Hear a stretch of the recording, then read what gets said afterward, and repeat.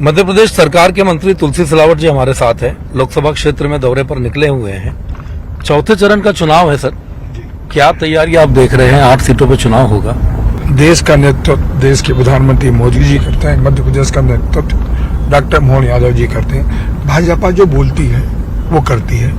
ये इस बात का जब हम सेमीफाइनल लड़ रहे थे, मध्य प्रदेश के चुनाव थे, मध्य प्रदेश की जनता ने 163 सीट प्रचंड बहुमत भारतीय जनता पार्टी को दिया, क्योंकि मोदी जी की गारंटी पर, उनके संकल्प पर विश्वास किया है। कांग्रेस भी गारंटी दे रही।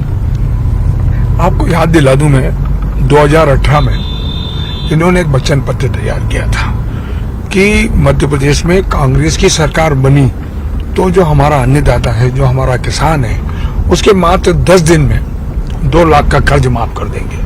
चाहे 20 लाख हो, 15 लाख हो, 25 लाख हो, या 10 खातेों पर कोई किंतु परंतु नहीं करेंगे।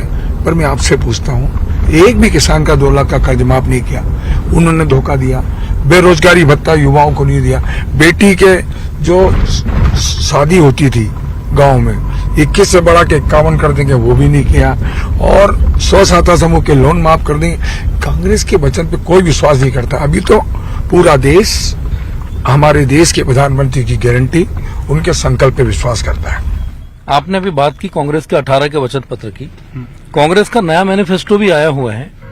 प्रधानमंत्री नरेंद्र मोदी जी ने कहा है कि कांग्रेस का जो मैनिफेस्टो है उसमें मुस्लिम लीग की छाप दिखती है। जो हमारे देश के प्रधानमंत्री जी ने कहा, उन्होंने सत्य बात कही है।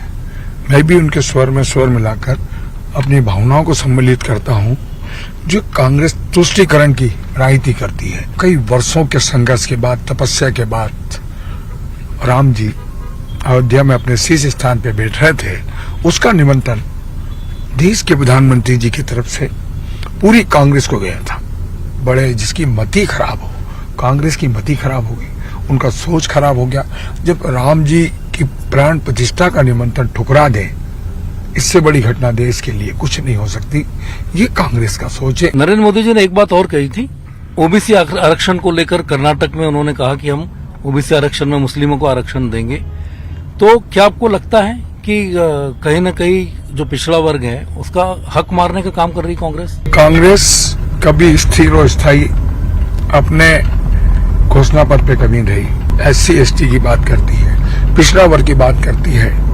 आपको याद होगा, स्मरण होगा, वही कांग्रेस जिसने डॉक्टर भीमराव अंबेडकर को लोकसभा में जाने से रोका। ये इनका सोच है। ये आरक्षण की बात इनको करनी नहीं चाहिए, सिर्फ वोट लेने के लिए करते हैं। और भारतीय जनता पार्टी जो बोलती है वो करती है। आपने कहा कि कांग्रेस सिर्फ वोट लेने के लिए बात करती है, लेकिन कांग्रेस भाजपा पे आरोप लगाती है कि भाई राम मंदिर का मुद्दा भुनाया आपने, धारा 370 कश्मीर को लेकर उसका मुद्दा भुनाया। लेकिन जब जब कांग्रेस ये कहती है कि जब जब चुनाव आते हैं तो भारतीय जनता पार्टी के पास जब कोई मुद्दा नहीं होता तो वो हिंदू मुसलमान की बात करती है। भ्रम फैलाने की बात करती है कांग्रेस। हमारी भारतीय जनता पार्टी जो बोलती है वो करती है। इन्होंने कहा था कि भाजपा राम का मंदिर बनाएगी, तारीख नहीं बदलाएगी। इन्होंने कहा था ना, कांग्रेस ने कहा था। हमने तो पूजन भी कर दी, प्राण प्रतिष्ठा भी हो गई। इन्होंने ये दूसरी बात कि जिस दिन देश में 370 धारा हटेगी, देश छिन्न भिन्न हो जाएगा। उनको पता नहीं कि देश का नेतृत्व प्रधानमंत्री को मैं मोदी जी कर रहे हैं और देश के गृह मंत्री अमित शाह जी कर रहे हैं। पत्ता तक नहीं हिला, 370 समाप्त कर दी भारतीय जनता पार्टी ने। बोला था 3 तलाक किए कि नहीं भारतीय जनता पार्टी, CA करा कि नहीं भारतीय जनता पार्टी ने। भाजपा जो बोलती है करती है। मैं आपसे पूछता हूं कि एक घटना पूरे विश्व को हिला के रख देती है, वो कोविड का दौर था। कोविड का दौर, कोरोना का दौर था। पूरा राष्ट्र नहीं, पूरा विश्व हिल गया था। कभी देश का नेतृत्व मोदी जी नहीं करते। मध्य प्रदेश में बीजेपी की सरकार नहीं होती, डबल इंजन की सरकार नहीं होती, वैक्सीन नहीं बनती, टीकाकरण निःशुल्क, एक व्यक्ति को 2 दिया, देश को संभाला नहीं संभाला। और जो 24 मार्च को पूरे देश में लॉकडाउन लगा था, कल कारखाने बंद हो गए, समाज का सबसे पीछे और सबसे नीचे व्यक्ति था।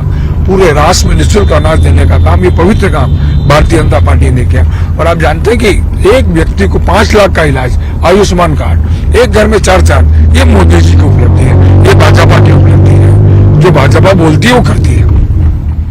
हम बात कर रहे थे कांग्रेस की, रायबरेली की हमने बात की कि राहुल गांधी रायबरेली से चुनाव लड़ने की तैयारी कर रहे हैं। भारतीय जनता पार्टी की जीत होगी, क्योंकि इन्होंने फिर परिवर्तन किया है लोकसभा का, तो ये लगते हैं कि अपना मैदान छोड़ के भागते हैं।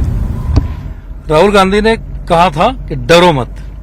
इस बार प्रधानमंत्री मोदी जी ने उसी बात को लेकर कि राहुल गांधी सीट बदल रहे कहा था कि डरो मत, भागो मत। हमारे देश के प्रधानमंत्री जी ने कौन सा गलत बोला? महिलाओं की बात जब हम करते हैं, आप इंदौर शहर से आते हैं।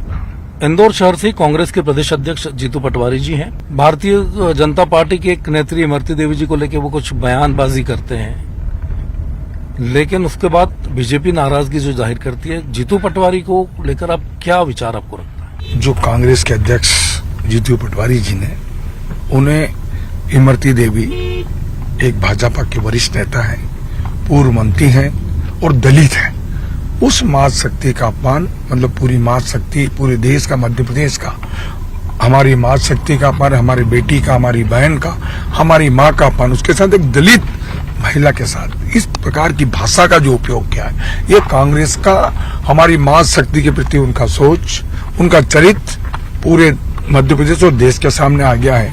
और मैं तो कहता हूँ कि ये असली चेहरा कांग्रेस का ही है। इंदौर की हम बात कर रहे थे। इंदौर लोकसभा में अक्षय कांति बम कांग्रेस से खड़े थे, वो आखिरी दिन नामांकन वापस लेते हैं और बीजेपी में शामिल हो जाते हैं। अब जो है कांग्रेस कहती है कि हम इसको सहन नहीं करेंगे, ये तरीका गलत है बीजेपी का, बीजेपी लोकतंत्र की हत्या कर रही है। बेबुनियाद निराधार आरोप है। आप अपनी कांग्रेस को संभाल नहीं पा रहे हैं। अभी अक्षय बम जी ने कल ही पत्रकार वार्ता लेकर उनकी कांग्रेस की एक एक बिंदु पर उनका जवाब दिया। उन्होंने भारतीय जनता पार्टी क्यों सम्मिलित हुए। आप जानते कि कांग्रेस ने जब इनको प्रत्याशी बनाया था और उनका, हमारे अध्यक्ष जी का जिला इसी नगर से है, अब वो हमारे अक्षय बम को नहीं संभाल पाए तो पूरा मध्य प्रदेश क्या संभाल पाएंगे?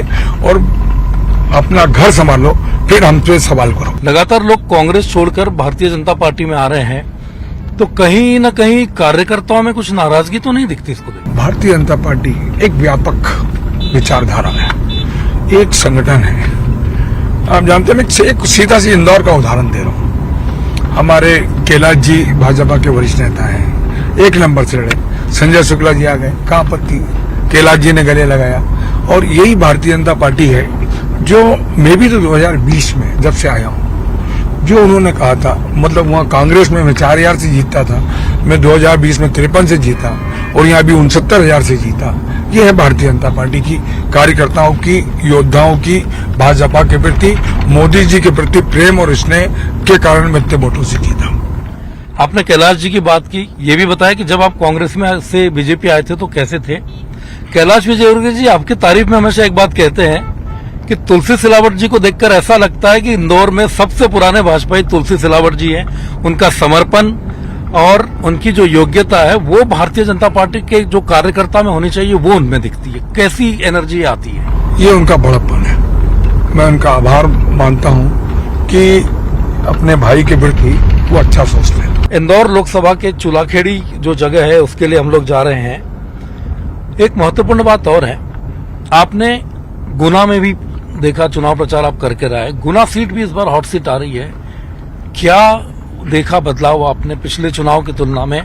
जब महाराज सिंधिया के साथ आप थे और इधर आए तो अब कितना सा अब फर्क क्या देखते हैं? कांग्रेस में व्यक्ति महत्वपूर्ण है, भाजपा में विचारधारा, संगठन ये महत्वपूर्ण है। ये जमीन आसमान का अंतर है। श्रीमती ज्योतिराज सिंधिया जी का पूरा संभाग, चंबल संभाग हो, ग्वालियर संभाग हो, गुना संसदीय क्षेत्र हो, राजमाता से लेकर बड़े महाराष्ट्र तक का एक विकास और प्रगति में उन्होंने बहुत सम्मान है, बहुत सम्मान है उस क्षेत्र में। और आप जानते हैं कि श्रीमती ज्योतिराज सिंधिया जी विकास, प्रगति, उन्नति में, हर संकट में अपने मतदाताओं के साथ संबंध रहता है, हर दुख सुख में वो सम्मिलित होते हैं। अभी हम बात कर रहे थे कि मध्य प्रदेश में भी चुनाव है, पूरे देश में चुनाव है। 29 जिलों का टारगेट भारतीय जनता पार्टी ने रखा है और देश में 400 पार का टारगेट रखा है कि 400 पार सीट आएंगी।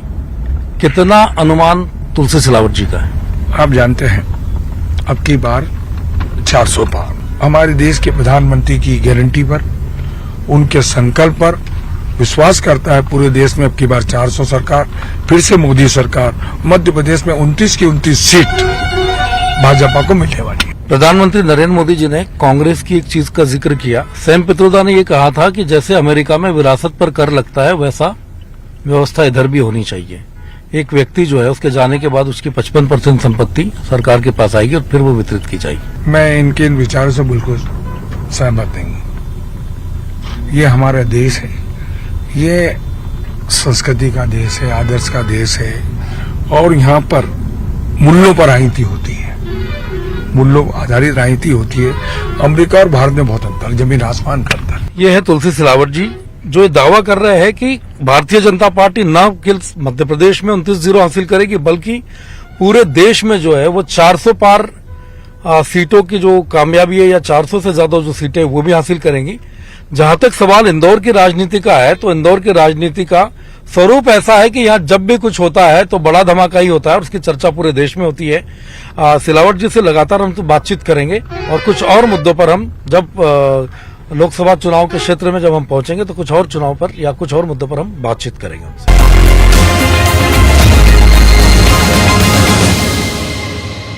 अब सुलाखेड़ी गांव में हम जो है स्कूटी पर सवार है मंत्री तुलसी सिलावट के साथ।